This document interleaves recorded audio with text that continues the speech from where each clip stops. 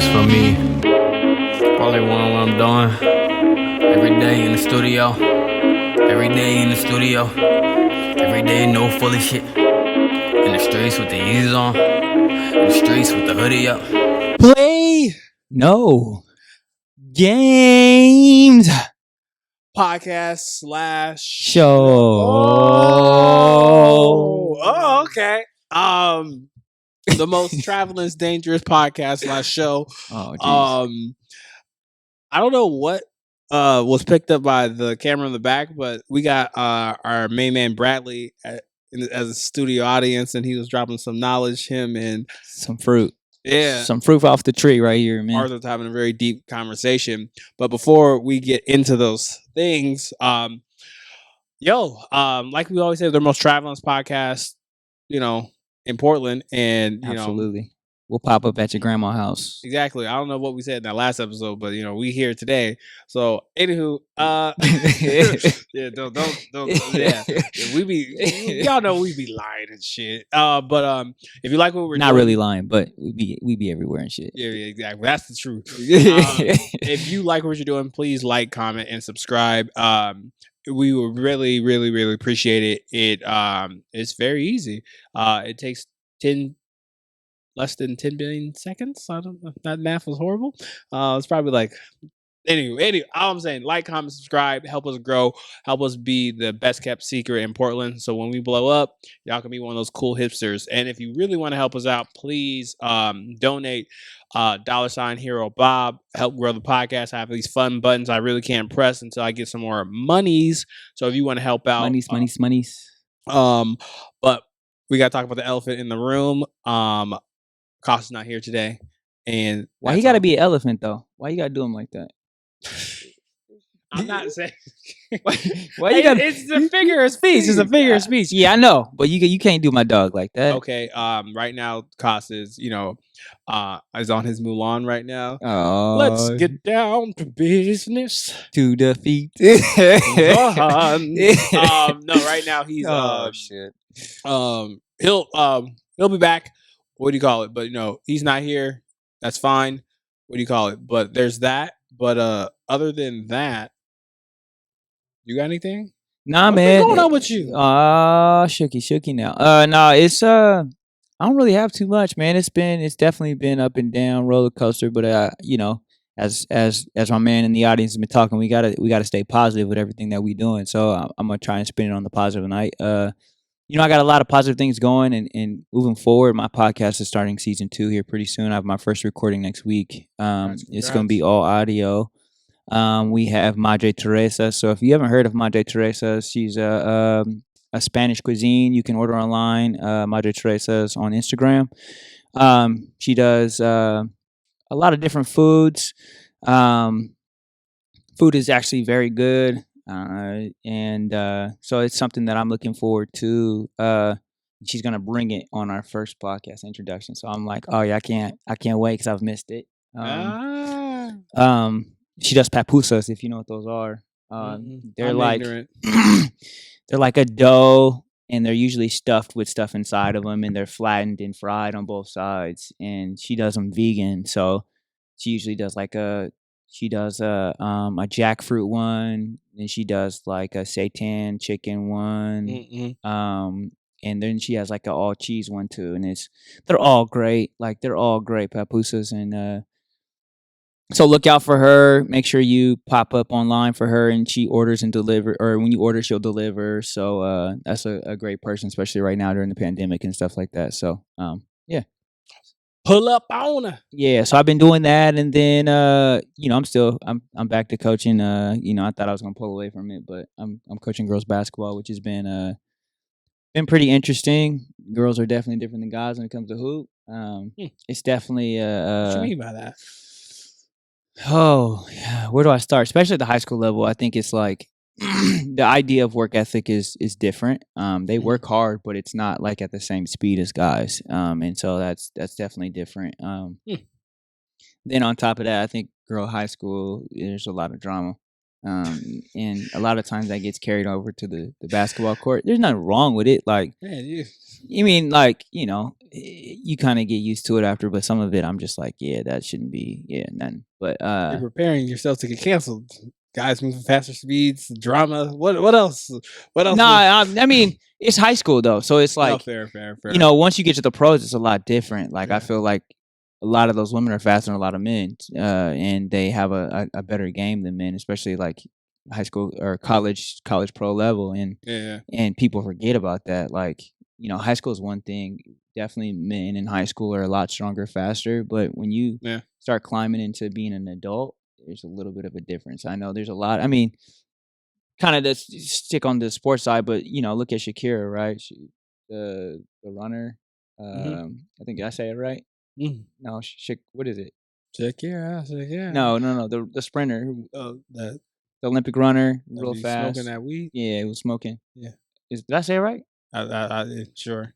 Shakira, Shakira. whatever. Anyway, one of the fastest women in the world, right? Like, she was beating a lot of guys. Oh, 1,000%. You know what I'm saying? And they're both running 100 meters. So you got to put that in perspective too. And it's she's quote unquote rare, but there's actually a lot of Allison Felix was faster than a lot of guys, and she won multiple gold championships. You know what I'm saying? Or gold medals. I said gold championships, gold medals, and like, so we can't just. And that's the one thing I love about track too, because it track is what you do, and it's more about, it gives you results right now. Like, basketball is a little bit different. Your results don't show right away sometimes, but track gives you your results today.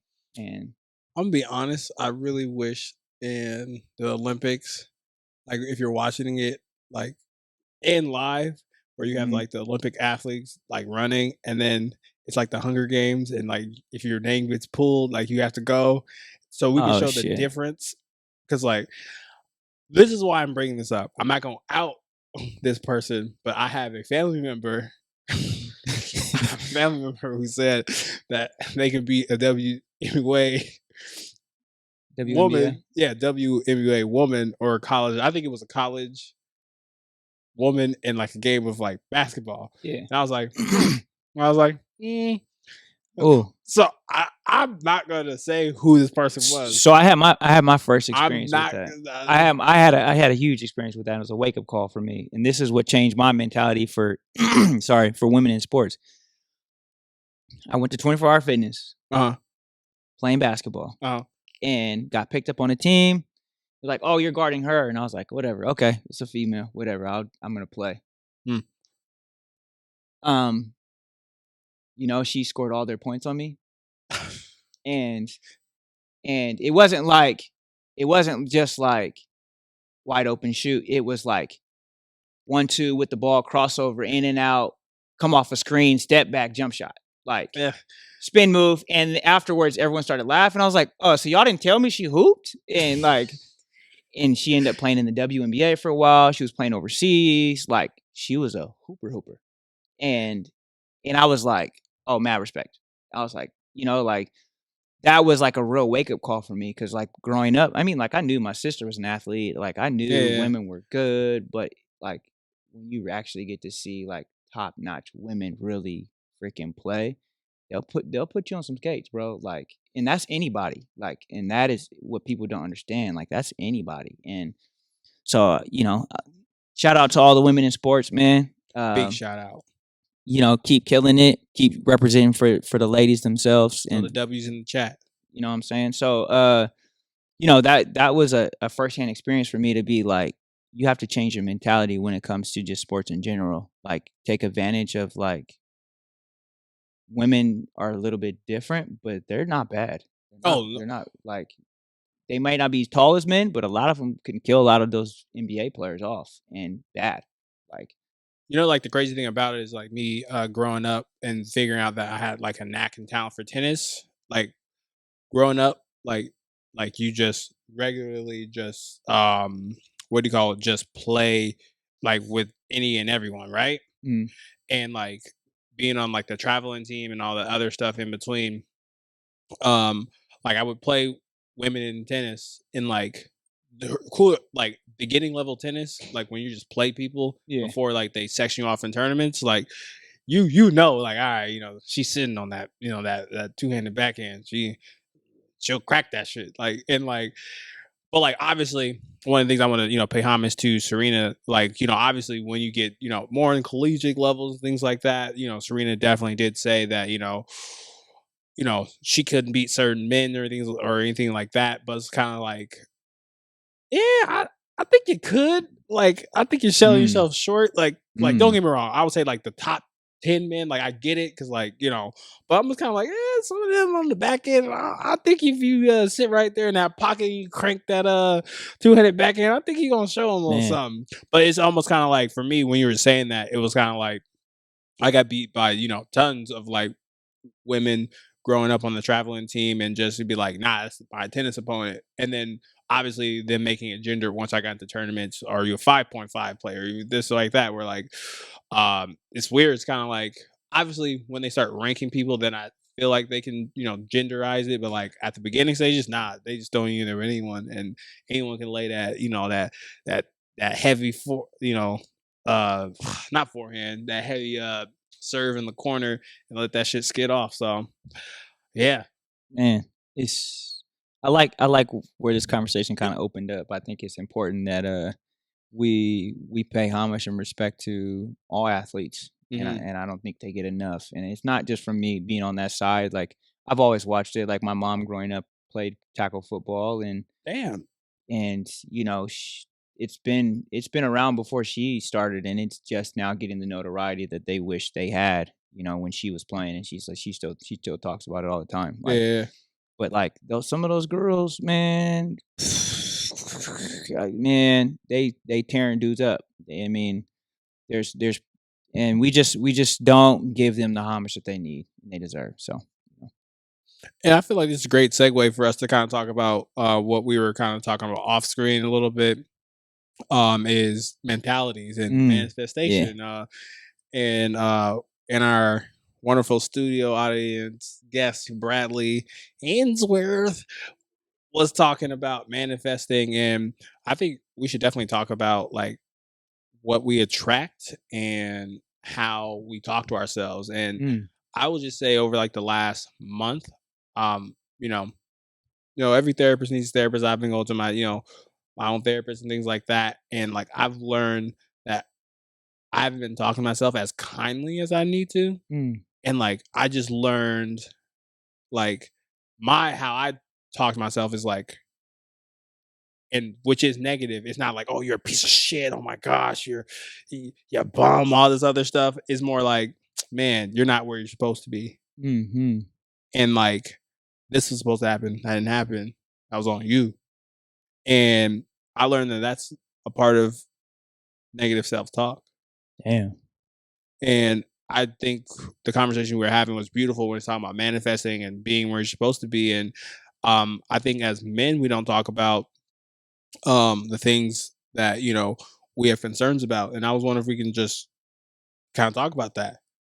No, I have to agree. And you saying that made me think of myself because I feel like I'm my worst critic sometimes especially when it comes to like a lot of things that I feel like I should be where I am, but then I start talking about like the things that I've done, and people are like, "Wait, you've done this, you've done that," and I always forget about the things that I've done and just worrying about the things I haven't done, and it's like the half full, half empty idea, Yeah. right? Like if you think of the cup half empty, you thinking of it backwards instead of looking at it half full, and so it's like so being able to be more positive with how I like rationalize things or situations and just like unfold things. And I feel like that's a huge piece of like me. And it was a part of me, like it's always been a part of me. And I think changing my mentality, how we begin to kind of talk about that attraction is going to help spin myself in a more positive direction. So I have to agree with you. Like I think when you can truly speak on yourself and truly like recognize yourself and your self-worth, you don't talk to yourself negatively.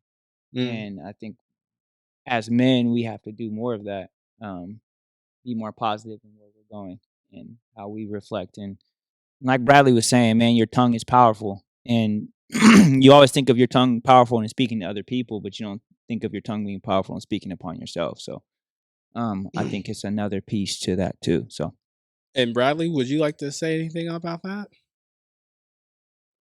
Come on over. Come on down. We've got an audience. Come get on camera. Da, da, da, da. There we go. There we go. Hold on. We gotta get back to you a full size. There we go. All right. Just echoing what you were saying about the tongue being powerful.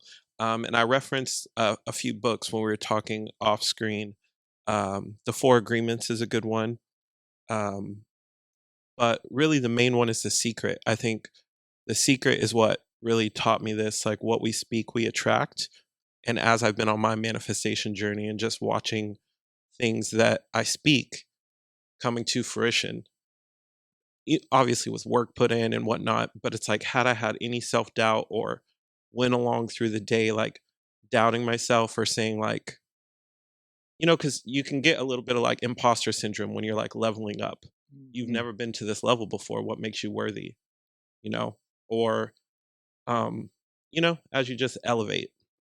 So you have to just take that confidence and own it. And example of the tongue is powerful and like making sure you kind of readjust and think positively and speak to yourself positively. Like if you're going through a tough time, I think the example I use like, oh, the other week was tough for me. And I was like, you know what? It's not going to be, I didn't have a breakdown. I had a breakthrough. So that was like an adjustment I made when I was like talking to myself, morning affirmations and whatnot. So like little things like that, like always looking at it half full, like you were saying, and just adding a positive spin on it, I think just keeps those endorphins up for sure. Dun, dun, dun. Back to the main cast.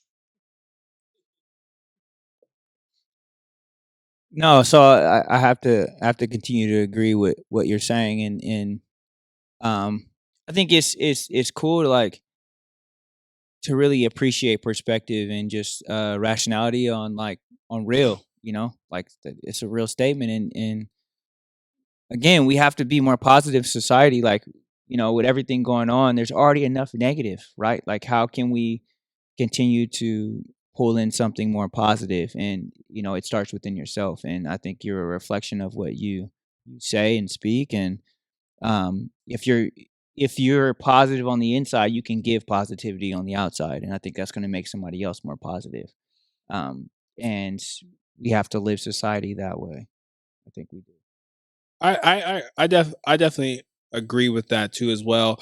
And when it comes to the origins of where you literally talk to yourself about, it really comes up from society in like the whole bigger picture in your upbringing. Because I believe I read this in a therapy book. It's about it's like how resilient are your clients? Like you want your clients to be a dandelion, and why do you want to be a dandelion? Because if you pick up a dandelion and you rip it up out of the ground, as soon as you uproot that thing, the seeds are going everywhere and you're going to sprout, right? It's that resiliency. You're going to get unrooted. You're going to, get pulled up and you just got to sprout somewhere else. And that's why weeds are so hard to kill.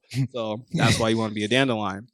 So on a side note to that, we going positive. Dandelions aren't weeds. Actually, you can eat dandelions, truthfully, and they're actually very good in a salad.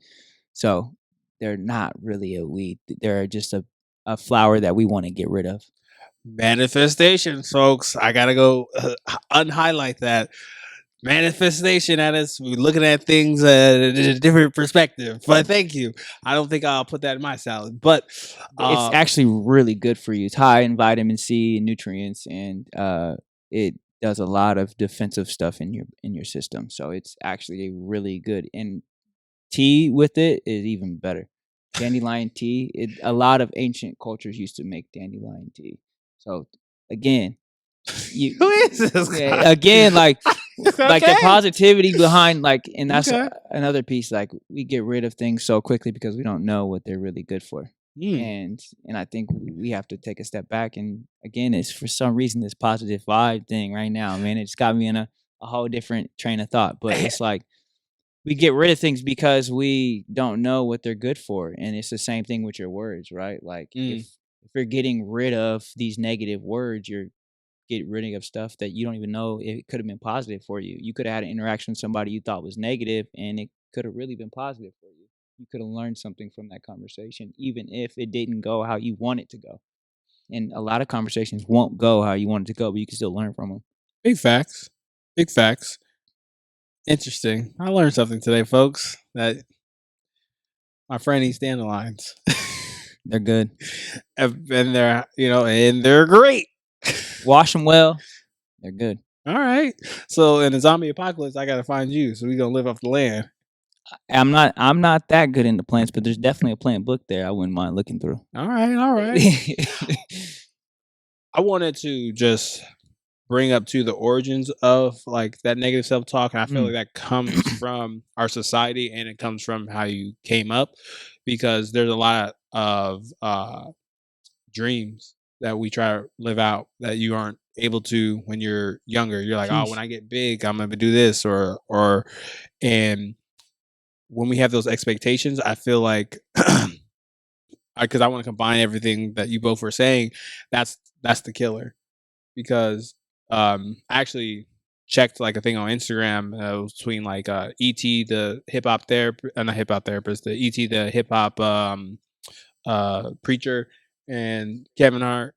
Yeah, Scream Earl Code. Thomas. Earl Thomas. Yeah, he was just talking about, both of them were talking about it's you versus you. And I feel like in this stage, all of our lives, it literally is you versus you. It's you versus the expectations, because we talked about inward, and not the N-word, but inwards, when it comes from there, because the external really amplify what we feel on the inside. So like if you go out and everyone's like, oh, you have nice shoes, right?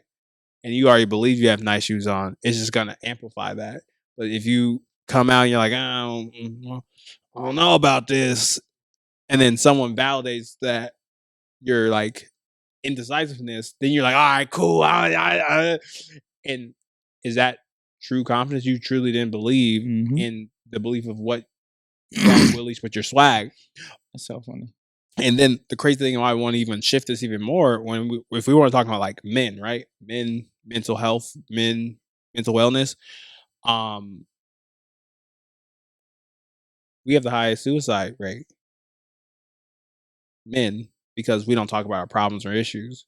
And this is why this place was built, to like talk about and to be vulnerable with a lot of different things where, there's a lot of expectations for men. You have to be this, you have to provide this, you have to take care of me of this. And not putting the blame on anyone else, but like when society paints a picture of like men have to figure these things out, or you can't be soft, or things like that, what do you think is gonna, happen? What do you think the baseline self-worth? Oh, if I ain't making this, then I'm not good enough. When we all know that if you have two people working towards a goal, whether it's a, whatever type of relationship it is, like we are getting so much further for what the true essence of what happiness is. And true essence of happiness is, can you be content? And I didn't get that job. That's okay. But I did put forth my maximum effort, and maybe there's another door. But like when you got your family looking at you and things like that, you're kind of like, damn, I didn't do that, especially a person who doesn't understand. So I at least want to just at least speak on that men having that place where, like, don't get me wrong, there's a lot of things men need to work on and do, but there's not a lot of spaces where like, or sometimes I even hear people just calling out dudes being like, you ain't shit. And you're like, you got 2 jobs. Like I'm trying to get it. Like, like that should be rewarded, and it's not as celebrated. So And at least want to just talk about that. So like the expectation of men, I think, starts at a young age, right? Like I was dealing with a kid today in school, and he got into a fight, and I asked him, I said, you fighting this kid, what is this solving? His answer to me was him to keep my name out his mouth or my family's name out their mouth. But I said, what is that solving for you? Right? In the expectation of being tough and defensive and fighting for survival in this roughness. And it's like, I think we set an expectation for ourselves to be this so-called man, and we don't give ourselves that opportunity to reflect on our own emotions and our own days and to be like, look, man, I'm hurting today. Like, Yeah. I'm gonna cry a little bit. I'm gonna be soft on the outside. And there's nothing wrong with that. But we're not, like you saying, we don't really have that many spaces to be vulnerable as men and be able to be like, I'm stressed out. Like, and it's crazy to be able to say that, like, and hear kids say that now, right? Like, I I work at a high school and I have kids. I had a conversation with a girl the other day, and she was talking about how stressed out she was. Mm. And I'm like, you shouldn't be 17 years old and stressed out because of real grown up life stuff. Mm-hmm. But we live in a society now and where everybody's stressed out. So how, like, going back to this positivity, like, how do we find spaces to where we can announce that stress, announce that opportunity to be vulnerable, and announce that, man, I might need some help. I'm gonna cry today. You know what? And I'm gonna be proud that I'm gonna cry today, and let you know I'm gonna cry today. But I want to be in a safe space to where it can be open. You know. I feel like that starts with the crazy thing about it starts with you. Mm-hmm. And what I mean it starts with you, meaning like, man, shit sucks. Ownership. But just knowing that it's gonna be okay. Mm-hmm. And I feel like people, and even myself, we dwell on the big pieces of like, this is how things were going to go back to the expectations, right? But being very fluid with, I can't control my journey, but I know where my destination is. My destination is, I know I'm going to be happy. I just don't know within the journey how it's going to go. And I feel like a lot of people try to control the journey. That was me. Like, I'm trying to control my journey where you have step 5, 6, 7, 8, 9, 10. But in all honesty, 9 could be 5, 5 could be 7, and it could be swapped out. And I feel like people have that foism of like rigidity, or not rigidity, the foism of like fluidity. We're like, oh, this is fine. Nah, you actually want to go 5, 6, 7, 8. You just said that. You actually didn't lean in and believe that. So I feel like to go into the spaces being like, man, I'm about to knock out this interview, do this shit, and things are gonna be cool. But just know that if I don't get this, this is not the end of the world. Yeah. Set expectations, but don't demean yourself on the outcome of your expectations. Yeah. Like, set your expectations so you know the direction that you want to go in, and you work hard to go in that direction. If it falls fruit, it's going to bear fruit. If it doesn't, your expectation now changes, and now your new goal is set to accomplish a different expectation. Don't knock the expectation because I didn't get there. Well, fucking, I'll never play basketball again because I didn't make it. Well, there's other things you can do, right? There's other things you can accomplish. Life changes, people change, your mentality changes. You have to change. So how can you change and change your perspective on, okay, maybe I can accomplish something different in a different way and be just as successful if I was playing basketball or whatever. So it doesn't kill you, it makes you stronger. And it goes back to, how do you talk to yourself? Yeah. Hi, Robert. You will get through this. It's okay. Like, it's a part of life. Like, I think people go through this life process thinking that everything's gonna be Okay. everything's gonna hit. Oh yeah, that Everything's gonna hit. Like, too. do you have room for failure? Do you have room for mistakes? Like, I feel like people don't make room and space and calculate that you're gonna fall, and you don't know how long you're gonna fall for, but you'll eventually get back up. Yeah. Oh, well, what is failure? I think failure is literally also another ego thing Man. within itself, because failure really is our teachings or lessons. And when we were younger, like, we were encouraged to fail, like to walk. Oh, stand up, baby. You don't get You it. can do it. You can do it. Yeah. You can do it. Get on ahead. Get up again. You can do it. Exactly. We gonna help you get there. And Yeah. now it's, oh, you're a failure. You ain't shit. You ain't, and you've done the complete opposite of what we've been taught as a kid. And so it's crazy that we talk about failures when it shouldn't even be called failures, right? It's breakthroughs. These are the breakthroughs, man. These So be the breaks. these be the breakthroughs. You're taking, man, how can I learn and grow from this experience? Because ultimately, nobody's perfect in the world. Everyone has breakthroughs. No one, you have to learn from every situation, positive or negative. If you're not learning, you're not growing, Yeah. right? Like, trees don't ever stop growing. Think about that. When you plant a tree, you look at a tree out in the world, does it ever stop growing? Doesn't. And I feel like this is a great segue to talk about the creativity of one guy. I feel like we all know him as PrimeTime. Okay. Do you know him? Absolutely. Would you like to give more of his football resume? So PrimeTime is a Hall of Fame defensive back. Played for Atlanta Falcons for a while. Played on a few different teams, but his major hits was for Atlanta Falcons, and he led 1 year, led the league in interceptions, and did everything from special teams to, he was just all around legend. Then he went on the flip side of that, while playing football, went and played baseball and killed it on the baseball field too as well. So all around athlete, very special dude, Hall of Famer, definitely. And he had the swag with it. And it's crazy he talks about his swag, because he was like, I never did it with the intention of having or being the first. He was like, I did it because I had a Jerry curl and I was sweating in my eyes. He's like, I didn't want sweat in my eyes. And so then people began to see that as him with his swag. And he was just like, it just became a part of who I was. And I carried my swag with me. He was like, I never was intended to be cocky. He said, I was just happy all the time playing. And it's like, when you think about those things, when we talk about this positivity, he reeked this positivity, so people took it as cocky. And sometimes, like, we look at the word cocky and say, like, he's an asshole, he's cocky. No, he might just be positive or confident, and there's a difference. You know, being confident in what you do means that you know for a shadow of a doubt that you're going to be successful doing what you're doing. And there's nothing wrong with that. What is wrong with being confident? What is wrong with, exuding what you want? Like, this is what I'm good at. I know I am.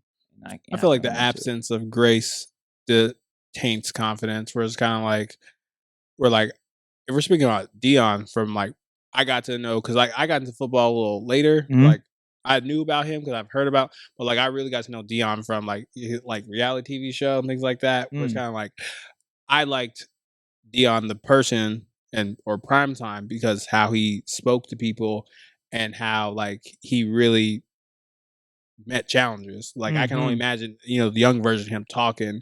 And one of the cool things, because he's a college coach right now, and for his college, players, because college athletes can, get money now, and they get that.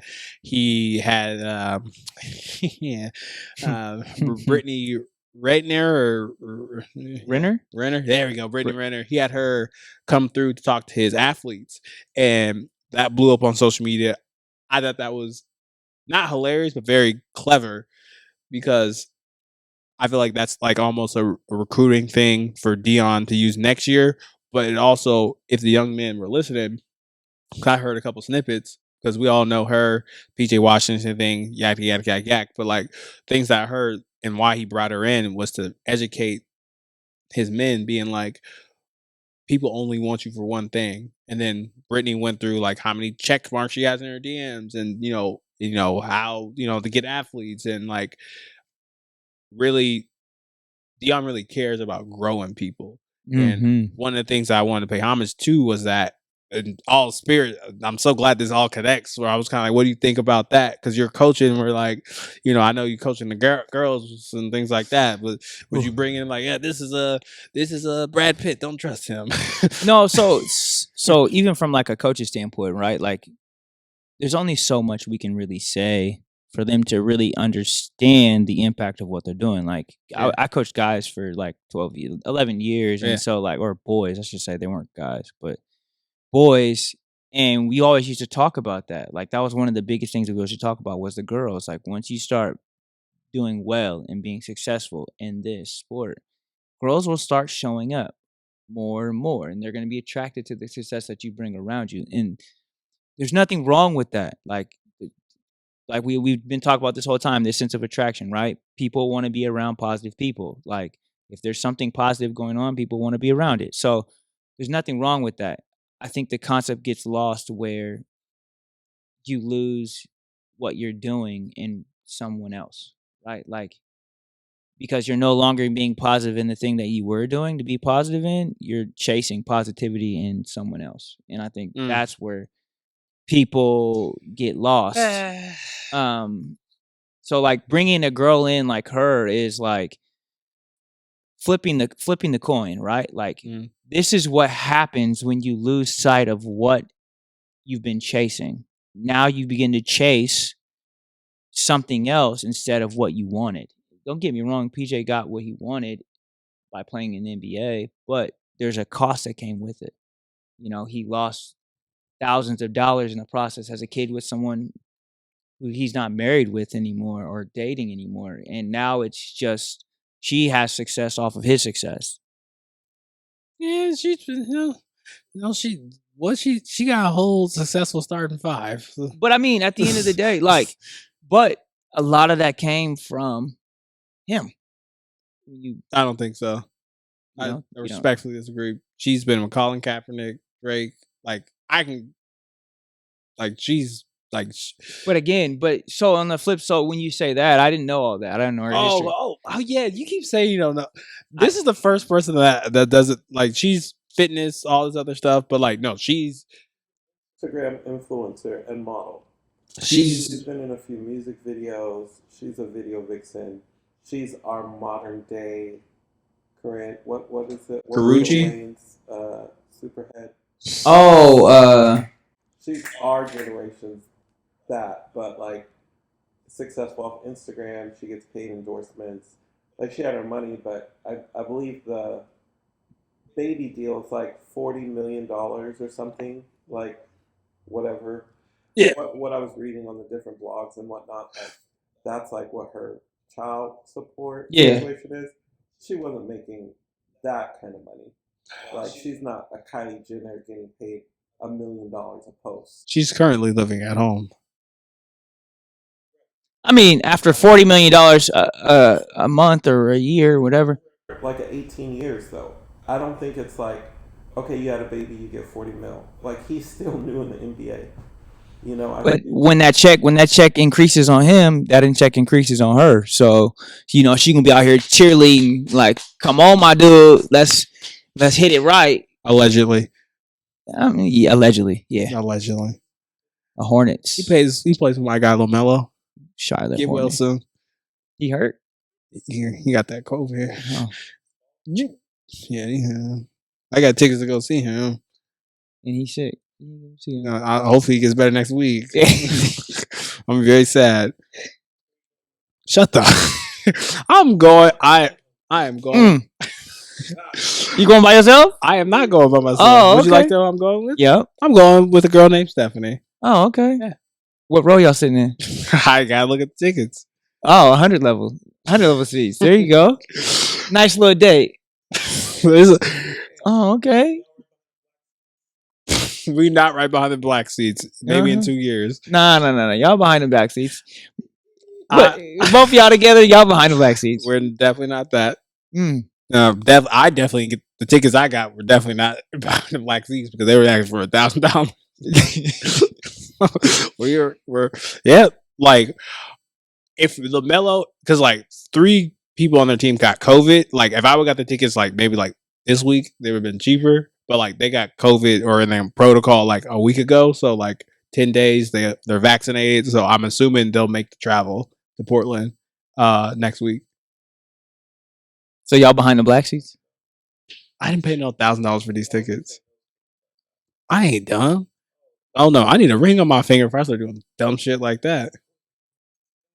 Ooh, he talking about rings now. Whoa. I really hate this podcast. You talking about rings now? Oh wow, we going there, huh? I can actually cut this out. This is not live stream, but because I'm a man of my word, I'll keep this shit because I ain't got nothing to hide. Besides, it's not too many people listen anyway, so I'm good. Anywho, No, that's too funny. but Prime time. I actually we gotta get the audience more often. I like this. I really It's actually funny. really like this. Like we need an audience cam now. Yeah, I like the this shit. the hecklers. Yeah, he's not even heckling. He's just kind of is because he knows my life right now. Oh, absolutely. Anywho, I hate you all. Anywho, what do you call it? But like overall, I feel like to like put a button on everything, and then we'll end with this funny thing I have for us. We'll save that other one for like next week. Why more not? serious. Why not play it? It's too long. I think we should still do it. Think so? I mean, we don't have to play the whole piece, but just talk about it. Oh, okay. Because most likely people have seen it. Okay. Unlike me, I'm not a social media person like that. Fair. I would say, I really wish there was a lot more people like Dion to think outside the box. Yeah. Where like and what it looked like, I know Brittany was probably paid and stuff, but like I know Dion wasn't being like, oh look at Brittany and all this stuff. Like he was really like setting the stage for even her too, being like, hey, you can help these young men, and I know you're going through this kind of stuff too as well, where I know that's good recruiting for Dion for him to get more, high level athletes, because he's going to help you improve on the field and off the field to be prepared for the NFL. And then on top of that, because that's what the NFL is looking for, men who get it, men who are all, who are there, who could be a first round draft pick. And I just hope that, there are more opportunities and more teachers like that to, to be out there in the world, because I felt like that was super dope. Because if I was a coach, especially at that level, I would be spending, my money to do innovative ways to be like, what are you doing after football? Like, what are you doing right now? I know you're not going to class. A fundamental root. Like if men had the foundation of more than like, okay, you grow up, whatever, you do well, and like trophy wife kind of situation. You know what I mean? Like there's so much more to women. Like really find like that deeper attraction below the surface. Yep. Then they will be like, okay, I'm on now. I'm gonna go get a Barbie. Like why not, some doctor, lawyer, attorney, or the smart girl or this and that, but there's that comes also with that toxic masculinity in the household as a youngin, like hiding your feelings, this and that. Oh, talk to this girl, son, and okay, what kind of girls you talk? Like there's so many other things besides just getting the boy to there's so much other things I feel like boys should be taught about girls, and then as they grow into young men, that mentorship. So like he did, but if this was happening before high school level, college level, even middle school with coaches, because y'all talk about different things on the field. I played middle school, high school, sports. You know what I mean? Like your coaches really talk to you.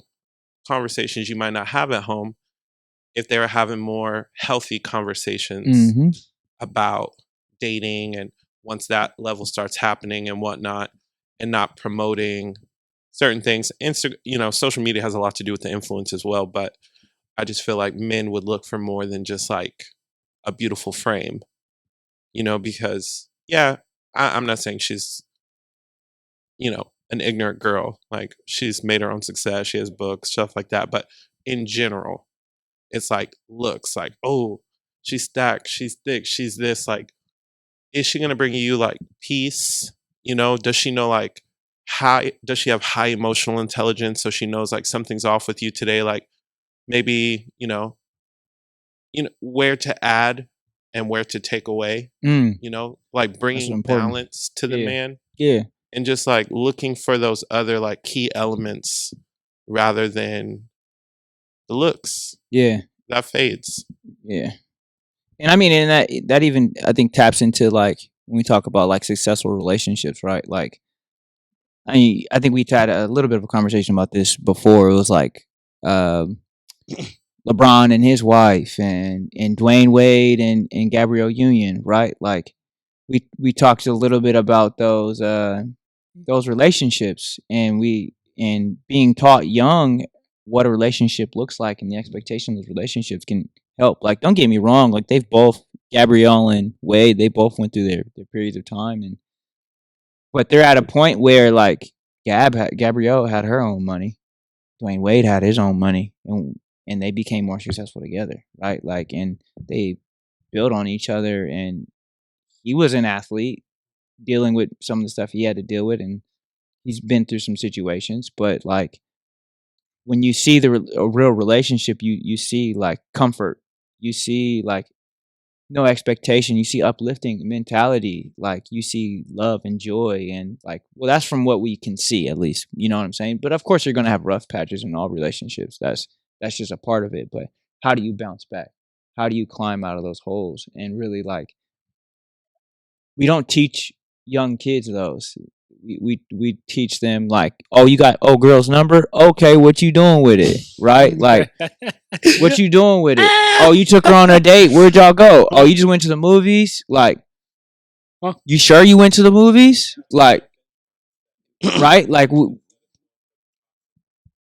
you're setting the tone for unsuccessful relationships instead of setting the tone of like being respectful and understanding and listening to your partner, and respecting space, and like communication, and all these things that help a young person develop into being a man, and like all those things that also help develop a relationship. Okay, I refute some of that. The only reason why I refute some of that is because there's an art to, you know, a date. There's an art to Oh, being absolutely. hyped for that. I feel like it has to be like coincided with, you know, how you said something or how you're talking to that person. And I feel like that has to be as celebrated as like, oh, you got the day, you know, got the number. And it's kind of like, you know, what are your intentions with this person? Mm. And that being celebrated and that being talked about as well, because I feel like that's not as talked about, because that is the most ambiguous part with relationships. Everyone's intentions don't come until one person is overwhelmed with so much feelings where, you know, it gushes. It's like, it's so hard to sit at a table on the very first 1 or 2 dates, be like, all right, where you at with this? Everyone's like, oh no, you're rushing this. I'm like, no, it's just great.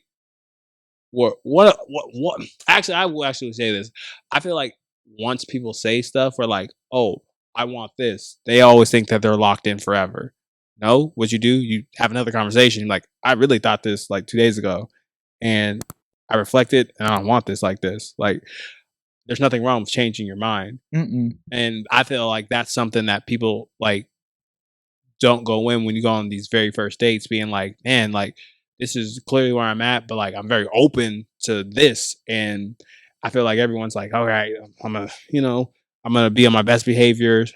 But I feel like those real dates that really go the test of time is like when you treat it like, I'm about to just go hang out. I'm let the conversation flow naturally. This is why I'm here. This is why I'm showing up. Like, you're dope. Like, this is where I'm at in my life. I want something sexually. I don't want this, or I do want this. And like, I feel like that is, you know, just shunned upon. That's all. But it's like I had this conversation on one of the podcasts before. It's like going on a date with no expectations. Like, when you go into the date with no expectations, there's a lot more positivity that comes out of that.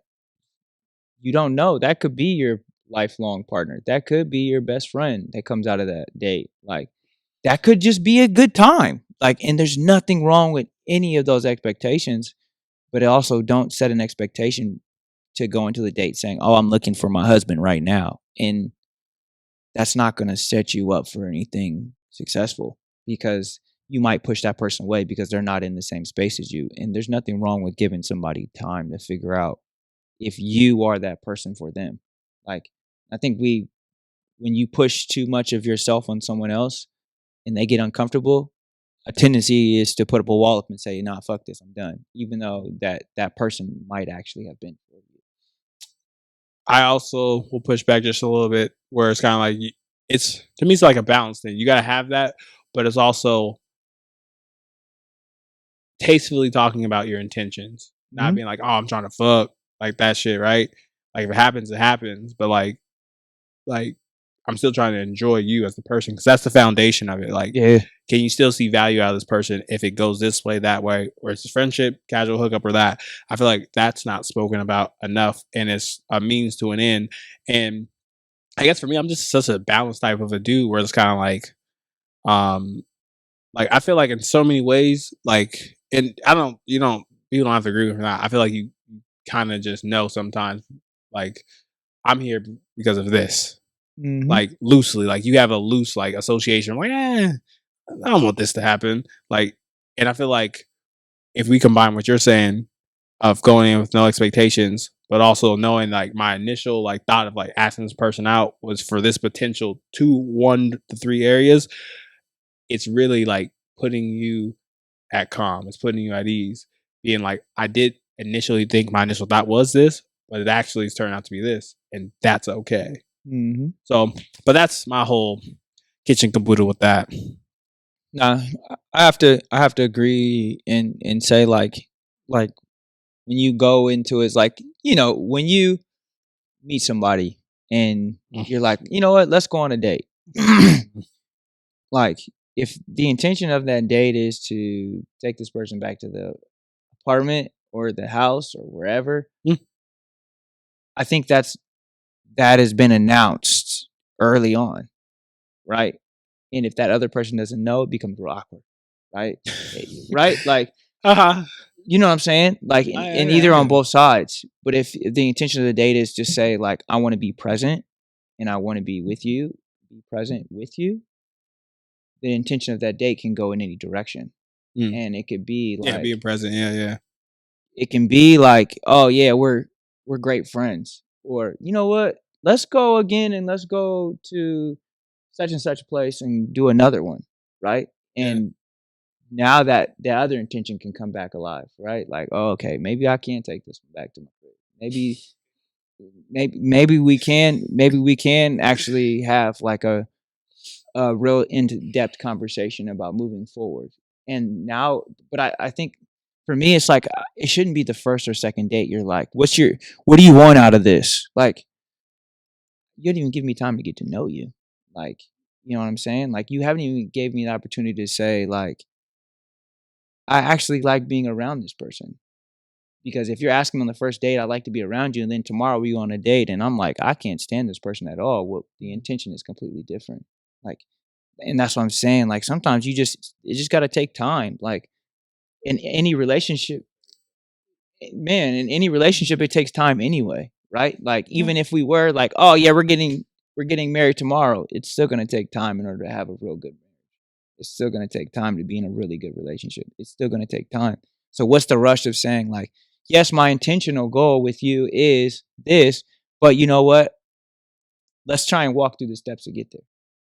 Don't y'all niggas don't look at me, especially Brett. Y'all niggas are wildin'. Y'all talk about shit that got fucking history. Anywho, No. I get it. You got history. Nobody's listening to this podcast this deep. Yeah. Our 15 listeners go, what the fuck these niggas talking about?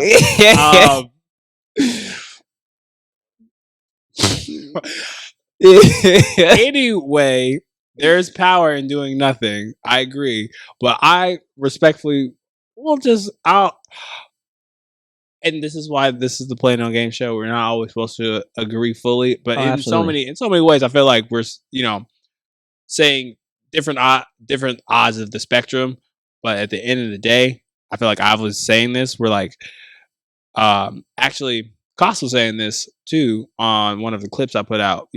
Everyone, you have to be this or you have to be that. And I'm glad he really said that, because I always tried to be not a this or that on opposite polar sides, where like I wanted to be like, what does balance look like? Like, I feel like you're gonna need both sides of that spectrum of like, because people feel energy. We're like, they're gonna know if you want to, do that.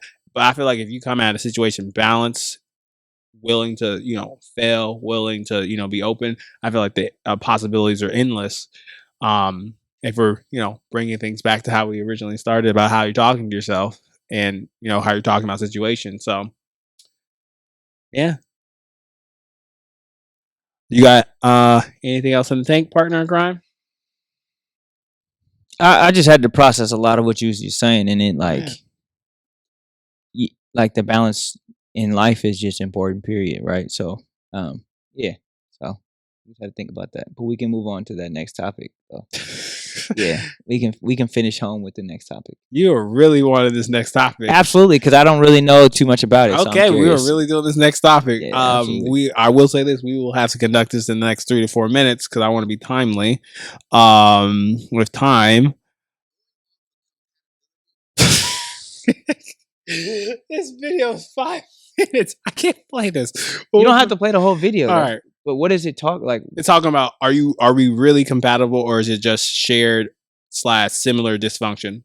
I'll go. Going off of compatibility just by itself can be a trap. Because first off, you can be compatible with a demon. Like devils know what you like too. The type of women that you like, you want her to have more curves in the highway. The type of man that you like, you want him tall with broad shoulders and a beard. The enemy can send you pain, gift wrapped as your preference. No. So that's just the first thing about how compatibility can be a trap. The second thing is compatibility is season based. It is possible for you to be compatible with the season of their struggle, but not the season of their success. I want somebody who's going to be there for me if I hit rock bottom. Well, what if they can only handle your rock bottom, but they can't handle your upward season? So now the question becomes, are we really compatible? Or do we just share similar dysfunction? We're both broken in the same area. We're both wounded over the same things. We have the same feelings over the same wounds, so we end up sharing hearts. But what happens if one of you heals and the other one doesn't? And just because you heal doesn't mean that you can make them heal. What happens if one of you heal? Yeah, we're done with it. Wow, that was wild. So good, and it's kind of what I was thinking about the Brittany situation, because if young men are groomed, and we already talked about like the thing, the coach and growing up, then they just look at the frame. But if she's not stupid. She's like smart girl. So like you said, you can be compatible with the demon. You're compatible because like, oh, the frame is popping. You like all of this. This is all you know. You don't know how to get deeper. But she knows how to pick your vault like a thief. It's a day at the spa for her. Mm-hmm. You know what I mean? It's like, so yeah, he really touched on. I thought that was Pac-Man or Jerry Flowers Jr. Shout out to him. He was really. What y'all had in common. And I want us to be so whole and so secure that when we heal, we don't end up feeling guilty because they're crawling, but we now have wings. Mm-hmm. It's not just about compatibility. It's about suitability. Does this individual suit my assignment well? Do they complement what it is that God has me doing in earth while I'm here in time? When a man or a woman has found that, that's a blessing. Because when God gives a blessing, you're not going to have to exchange your mental health as payment to keep it. So maybe you're so exhausted because your breastfeeding toxicity. Breastfeeding toxicity. I have logged out. So my question to you after hearing this is like, Jesus Christ had dreads and he shook them.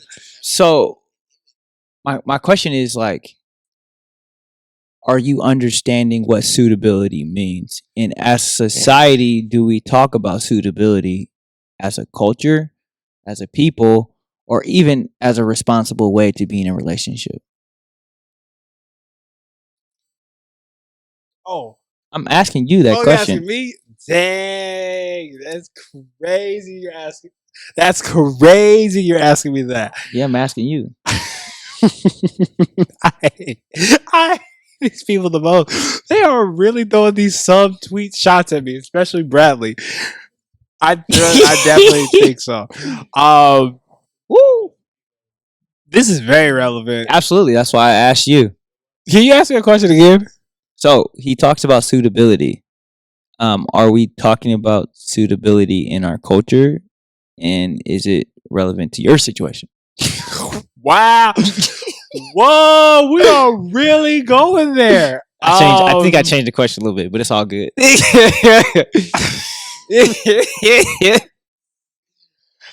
Oh my goodness. I'm gonna answer Today's the first about part. Robert. If it's relevant in the culture. I think this is very relevant in the culture because this kind of reminds me to. I think what I have to say is. I think what I really have to say is, like, people don't understand. Spit it out, Robert. I think people don't understand. Like, yeah, when you're healed. This is too hilarious. When you're healed and doing shit, it's important because the moving forward aspect, and the one thing that I really appreciate that he talked about is, people being suitable for you in those moments. And it kind of reminds me of like survival guilt or things like that, where it's kind of like, yeah, you can be with the rag to riches story and things like that, but like there's got to be a point in time where you've been there before. And I think Jay-Z is a pretty good example of like, I gotta move and do things differently. Like that's like old shit that I've been doing, and I think that people just have this mentality of like, oh, I gotta keep it real. I gotta keep it this. Like I've always been like this, so I always gotta keep an element of that. And when it comes into like the territory of like love and things like that, I think we gotta understand. And the reason why I like brought up Jay-Z is like things evolve. Like, man, I had opportunity, fucks it up with my girl, and like I had opportunity to run it back. And after that shit, he moves hella differently. He moves with the assignment. And I think people don't understand the importance of moving with that assignment and not having any guilt and killing that, that toxicity, as he was saying, your breastfeeding toxicity. I was like, what are in those chichas? Like, good Lord. But I think how that relates to my situation is I'm the GOAT. And as the GOAT, you gotta make GOAT decisions. And they're all there. This is the Play No Games show, so I ain't playing no games. And I think with my own situation, I had to make some decisions, and I'm proud of the decisions I had to make. And I think for me, that person knows that I don't play no games. And what I mean and what I say is kind of like I'm moving forward in my life, and I would want this person, but at the same time, if this person doesn't get like a version of like healed and things like that, which I know that they can do, then my assignment while I'm here, it won't fit because I believe this person could be a part of that assignment. So it's I would just say this. I think it's the responsibility of the healed person to, hold both things. So you can hold both things. But yeah, answer that question. And I may edit this out, but who knows? Truthfully, I think it goes back to where we started this whole thing. Oneself, right? Like if you don't know what you're suitable for in yourself, in your purpose, how do you find what suitability looks like in other people? And that season, and like seasons are gonna come and go, and you're gonna feel mixed emotions between each season, right? But if I know what's suitable for me, like me personally, what I'm suitable for, anybody coming into that window in that opportunity, I know how they can suit me. And I think that is what we have to go back to, is like finding out our needs and our wants, right? Like we always want something. We always do, but do we need it? That's the most important piece. And is it right for what we're doing?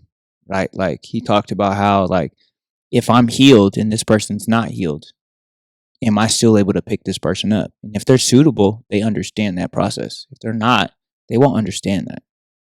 And at the end of the day, like, you got to find that person that's going to help heal you as much as you heal them. It's like that give and take piece, right? Like, because you're going to have your moments, like you said, the seasons. You're going to have your seasons where I feel some type of way and you feel some type of way. And if I can't pick you up during the season that you feel some type of way and you can't pick me up, then we're not suitable for each other. And that's just a reality in the fact of, like, you really have to figure out what seasons make you suitable, what seasons that you aren't suitable in, and find that other person that's going to help you be suitable in those seasons.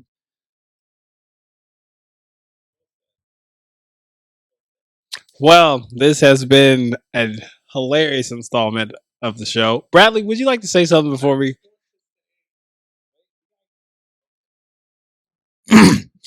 So Bradley's going to wrap us, take us towards our ending. He has something to say real quick. I just want to say that was like so well said. And I saw something that said, are you really connected with someone or are you just attached? Mm. And I think in relationships, sometimes friendships, relationships, when you elevate, when you're growing, when you're going through these seasons and you talk about suitability and like being healed, and is this person healed? And like, now like he was saying in the video, when I have wings and they're still like crawling, like, will they understand the reason, like, I've healed to gain these wings and whatnot. But, like the butterfly can still be attached to, the home, the cocoon, whatever, still come back and like check it out or, look at the other caterpillars, but they're like, if there's a true connection there, maybe they'll hover around until the other caterpillar they might have been like in love with or deeply connected with manifests into a butterfly. Or I'm saying love, but in general, for me, it's friendships. I've never like officially been in love, but I have a lot of friendships and I have deep, all my relationships, I feel like, but everyone moves at different paces, different speeds. You know what I mean? You hear people quote all the time, like, that person might not be able to go to the top with you, or, you're going here. You have to you got to shed some people to, I posted the other day, like, elevation requires separation. Like, as you elevate, like separating from things, people, relationships, it's not a personal thing. It comes from healing and being healed and just having a new perspective and finding things that are newly suitable for your new being. Mm. But I often think and revert to people or things that I was like attached to. And I can see it now. Like, I wasn't really connected with this person or these people. I was attached to them for a season, for a reason, for a healing process, whatever the case was. But once I healed or elevated or leveled up, I understood that there wasn't really a connection there. There was an attachment. So, and I'm at peace with that, But I think what you said was phenomenal. And like, yeah, that video's, I got to get this video now, Robert, and listen to the whole thing.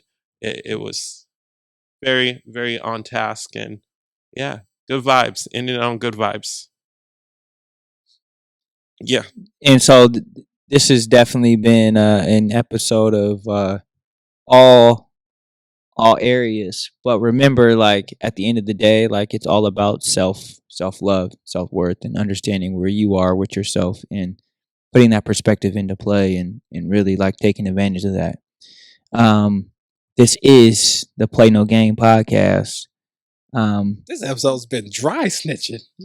in this episode, what y'all talking about? Y'all dry snitching on who? Nigga, on me. Shit. Fuck. No.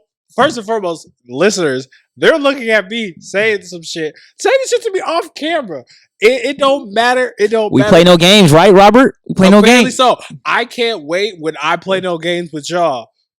Okay? Okay. Nope. This has been the Play No Games podcast / show. Bradley Insworth, I can't wait till we play no games, my man. This has been the show. Peace. Probably wondering if I think of you. Sorry, I'm for the bag right now. Yeah, I'm for the bag right now. Yeah, for the bag that I never had. Yeah, you probably mad right now. Yeah, I got a 2-piece now. But shit, I think they call them groupies now.